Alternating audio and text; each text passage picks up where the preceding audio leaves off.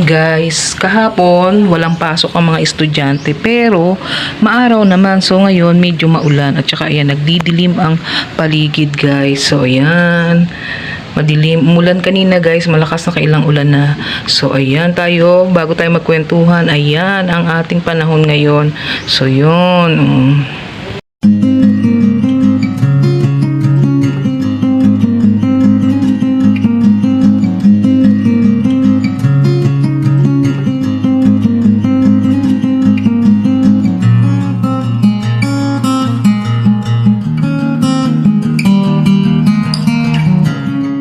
Hi guys! Welcome po ulit sa aking channel. This is Lynn Malakay po. Simplify Happiness. Simpleng buhay. Buhay na walang arte, less stress. Join me guys sa aking simpleng vlog for today. Isang magandang buhay po sa ating lahat.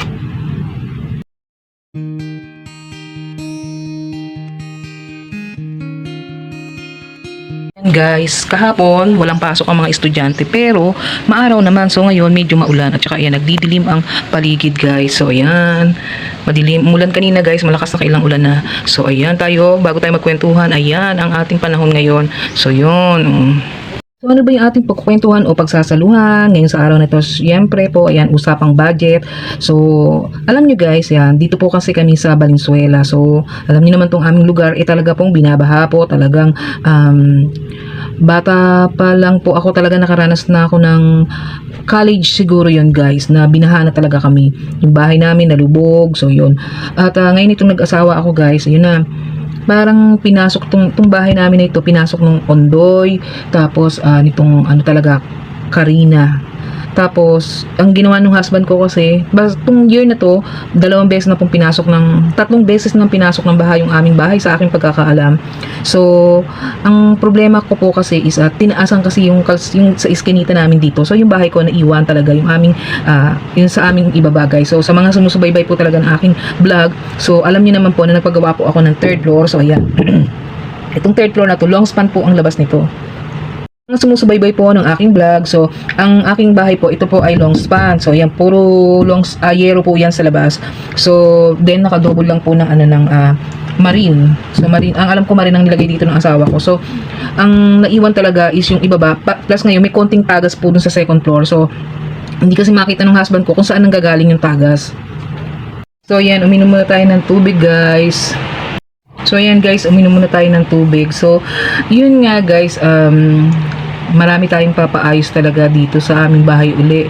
So yung pinaka ano ko to, yan, hindi ko matandang kung ano to, basta mga ano na dito, 2 years na.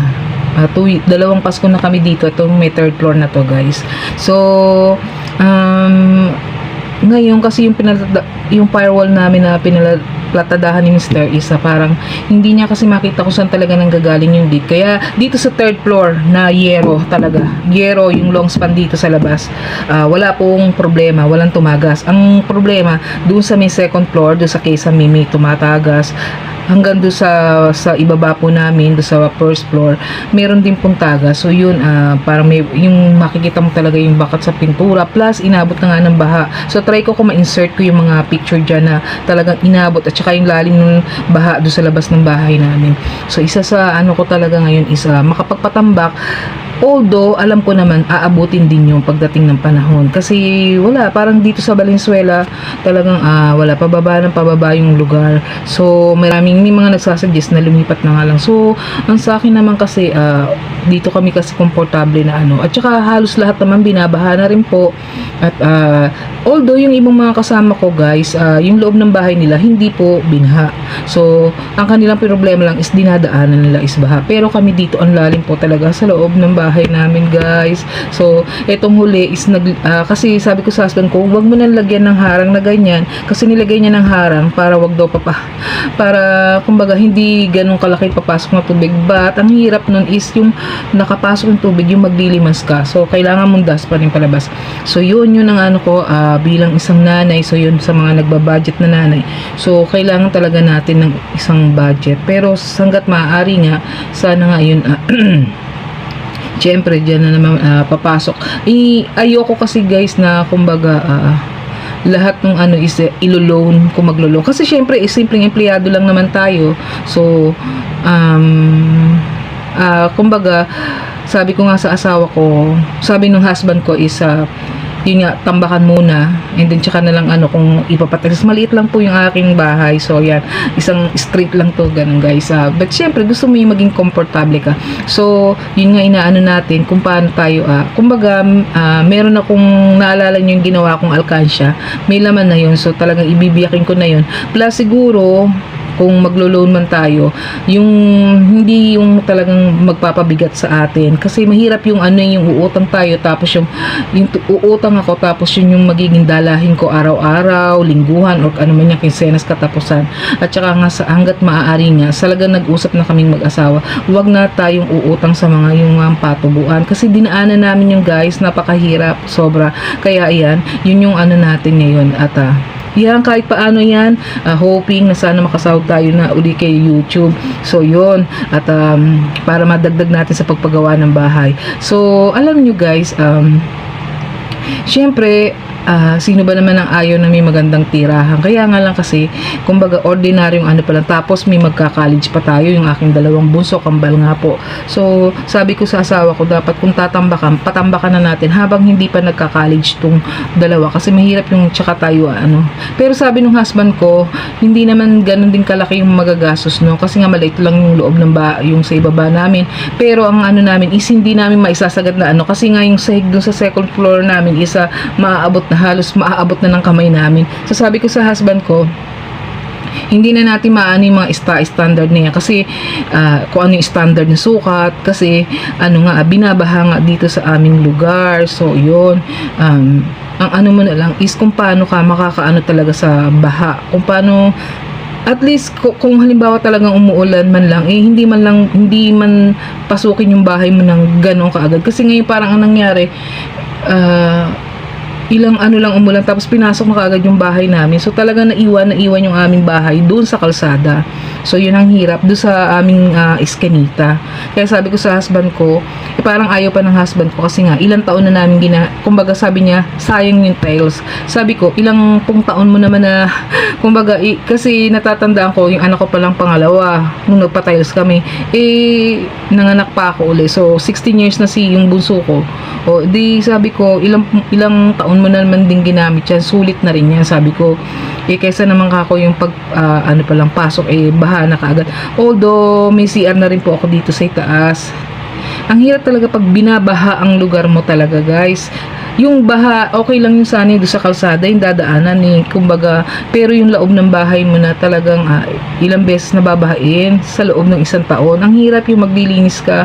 Kaya nga sabi ko sa husband ko, anuhin natin talaga, pilitin natin na itong taon na to, yan bago, kasi ngayon tag-ulan hindi rin magagawa kahit gusto namin na makapagpatambak at kahit paano, tignan natin, kasi guys, alam nyo, marami akong nakita ng mga yung mga medyo mura na tiles, yung may kaprasong damage. Sabi ko, pwede na yan, sabi ko, kaysa yung bibili tayo na minsan isang box nga pwede mo pang buksan. Nakita ko parang sa gilid-gilid lang naman may basag, sabi ko remedyohan mo na lang, pwede na yun, sabi ko. So yun ang pinagpe-pray ko talaga, na asking for guidance, na talaga maipagkaloob sa atin yung budget, na hindi, kung halimbawang magka-loan man tayo, yung hindi magiging mabigat na dalahin sa araw-araw, kasi ang hirap nun guys, yung halimbawa yung gano'n na may utang ka, tapos maintindihan ka pa, dinaanan ko na yan guys, sobrang hirap. Kaya yan, I'm praying talaga na ma-provide sa atin yung kailangan natin. Pero sabi ko nga, kung hindi talaga makapagpagawa ngayon, kung hindi talaga ipagkaloob sa atin na makapagpatambak tayo doon sa ibaba, kahit siguro sabi ko sa asawa ko, gumawa ka lang ng maliit na lababo, kasi actually guys, ang ibaba namin is naging lutuan na lang, doon na lang kami nagluluto, then plus may isang CR kami doon.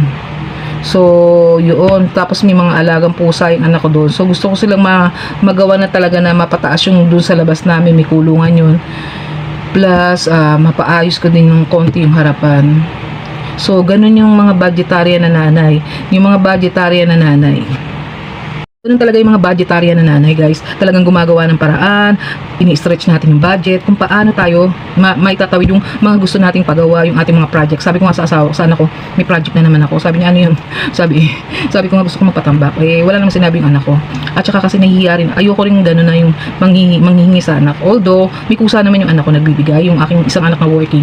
But hanggat maaari, ayoko po talaga. Kasi working naman po ako, si husband kahit paano nakakapagtrabaho naman. So gusto ko na ma-enjoy niya kung ano yung kanyang sinusweldo. O yan po, nagbibigay naman talaga ng kusa. Kagaya ng birthday ko, yan, binilan ako ng gamit. So yun, at naganda pa para sa akin. So natutuwa na ako sa ganun, guys.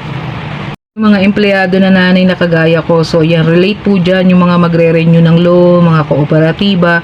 So actually dati po, dalawa yung kooperatiba ko. So yung isa po, binitawan ko na. So itong isa, wala po akong present loan. The last time na nag-loan ako dito is yung ako ng college. Yung nagpa-college ako ng anak. So again, wala pong samang mangutang. Wala po talagang samang mangutang. Basta as long yan is nababayaran nyo, hindi po yan nagdadala ng kumbaga yung bigat. Alam niyo yung bigat na yung sa araw-araw na buhay nyo. Kasi naranasan ko yung ganun, guys, yung may utang ako na dalahin ko talaga araw-araw. Kasi bakit? Kasi nasushort ako talaga doon sa aking mga gastusin araw-araw. So yan, wala pong samang mangutang as long na iyan talagang kaya nyo na mabayaran, kaya natin na mabayaran. So ako kasi hirap po talaga ako, kaya ingat na ingat po ako talaga na umutang. Kasi ganun nga, kagaya na sabi ko, nahihirapan po talaga ako na mag-budget. Kasi nga hindi naman kalakihan yung ating sahod, kasi nga ordinaryong ordinaryong pamilyang Pilipino rin tayo. So kahit paano yan, itong pag-YouTube, extra kita natin yan. So yan, sa mga ka-vlogger ko dyan, ka-small YouTubers, so enjoy lang natin itong pagbablog na to. At kahit paano yan, may earnings tayo, guys. So yan, i-update ko po kayo kung itong aming bahay isa mapapatambakan. I'm hoping. So yan, natatandaan nyo kung balikan niya, meron akong yung ginawang alkansya. Actually, hindi ko na siya nahulugan kasi nga nagpasok ka na. So nagbabayad tayo ng tuition, at saka marami akong naging extra expenses din. So mga biglang gastos na talagang need naman ng family. So yun, I'm hoping na sana iyan gusto ko sana makapagpatambak at mapaayos yung ating yung ating tumatagas dun sa kusina. So yan, mga ganyan lang naman ang mga nanay. So yan, talagang gumagawa tayo ng paraan kung paano. So yung pera na inaano natin, yung mga kumbaga yung ating kinikita, kung ano man meron tayo, is for the family naman yan, hindi naman for ourselves na yung para lang sa ating sarili. So yan, guys, thank you for watching. And if you are new to my channel, don't forget po to like, to subscribe, to share this video, and don't forget po to hit the red button for the notification ng mga upcoming video. So magandang buhay po sa lahat.